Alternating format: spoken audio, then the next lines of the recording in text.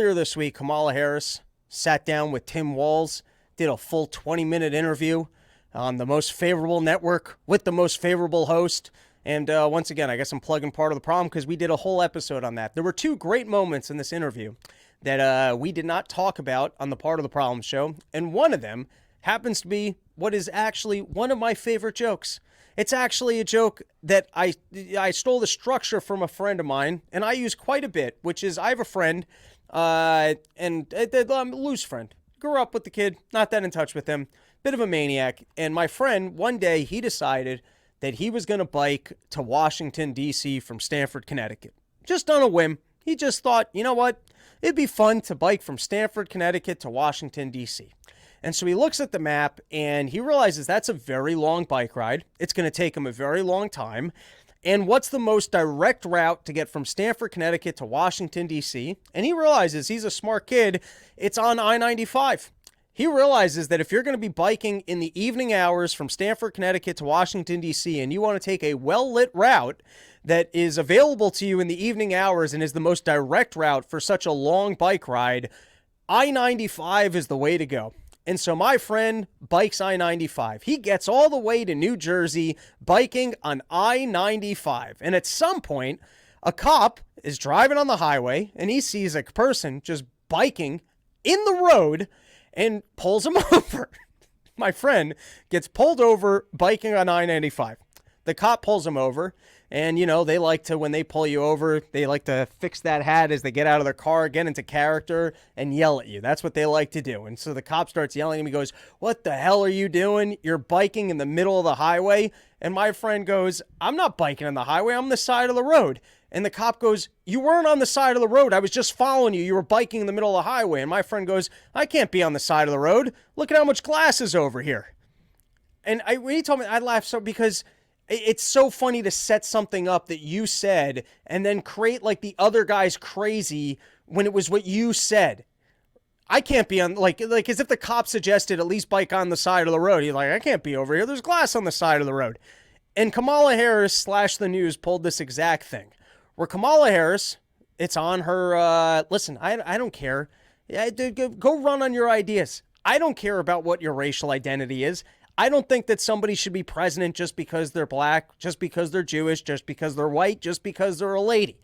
I don't think that there's somebody out there who's trans and Indian and a lady, but a man sometimes, and also has ADHD and anxiety. And oh my God, think about how empowering this would be to everybody if we could cross off all these boxes. An Indian, trans, lady, dude sometimes with anxiety and ADD. Every single minority could feel like they're included if we could put this person up. I'm not playing racial politics. You weren't playing racial politics. We don't care about this stuff. We're like, get out there, tell us what your ideas are, and if it's not for socialism, price controls, bringing more people into the country, having more wars, we might go, hey, I like these ideas. If you get up there as a black trans Indian lady and goes, I want to get out, I want to end the Fed, I want to get rid of these wars, I want to figure out how to reduce inflation, I want to make sure that you can keep more of your tax dollars, we would all be like, oh, all right. Who would have thought that the Indian, trans, half-dude, anxiety, ADD person was the candidate that I wanted to support? That's the way I view politics. That's the way you guys view politics, which is I don't really care what your identity is. Do you have views that represent what I think is important? But that's not the way the left operates. The left's up there and they go, it doesn't matter what this person's saying. It doesn't matter what their intelligence level is. We gotta think about how empowering. We need to start finding women. We need to start finding minorities. Let's not look at their track record, their academics, how qualified they are for the job. What we need to do is find people who cross off these boxes, which is not, and by the way, we don't even do that. Like, is basketball more important than president or CEO positions? When it comes to basketball, you just get to be the best player. There's no one going, hey, we need more whites in basketball. We need more, you know what's underrepresented in basketball? It's 5'6" Jewish people. Who cares if it's the best and most entertaining version of the sport? It's more important that we empower that 5'6" little young Jewish boys can feel like they could be basketball stars. And when it comes to something as stupid as entertainment, we realize we want to see the best people out there entertaining us. We wouldn't for 1 second say, hey, you know what's underrepresented here? It's Asian women. we need to have more Asian women in basketball. Nobody says that. But some reason when it comes to running corporations, running colleges, running sales departments, running the country, all of a sudden we're excited by we have to empower these minorities. We need to have old people with dementia running the country so that other old people who have dementia can feel like they should still be working their jobs as well. This does not come from us. It clearly comes from the left. And as it comes from the left, Kamala Harris, who is a Jamaican Indian, as that appears on her birth certificate, when she won the Senate, she's up there celebrating, hey, I'm the first Indian senator. She's on other television appearances going, hey, I'm the first Indian lady. And that's the card that she wants to play is let's celebrate the racial diversity of that an Indian lady was able to achieve this.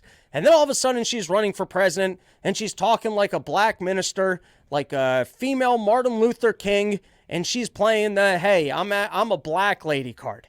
And so they ask her about this at the interview.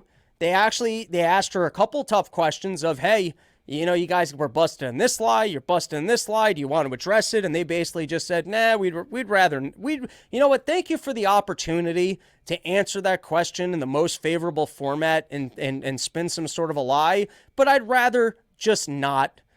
And so she just didn't. They asked her, so what's the story? You're being criticized for the fact that you're claiming that you're a black person, but previously you didn't identify that way. And she just laughed and goes, I refuse to address that. Let's move on to the next question.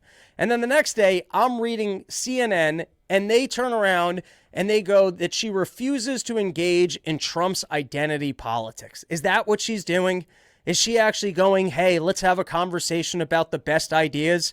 Trump created identity politics. Kamala Harris was just up there being platformed for having the best ideas, for being the most competent person in the entire country. And she's not out there claiming, hey, you guys should support me because I'm a black lady. She's not playing that game in any capacity. And so when Donald Trump steps up and he criticizes her and says, hey, if you're going to identify as a minority for votes, aren't you identify as the wrong minority? That's playing racial politics, and Kamala Harris refuses to do so. The other one was Tim Walz. They asked him about his military record, and he just sidesteps in and goes, he had no answer. He had no answer. He wouldn't answer the question and say, I think it's wrong to disparage people who are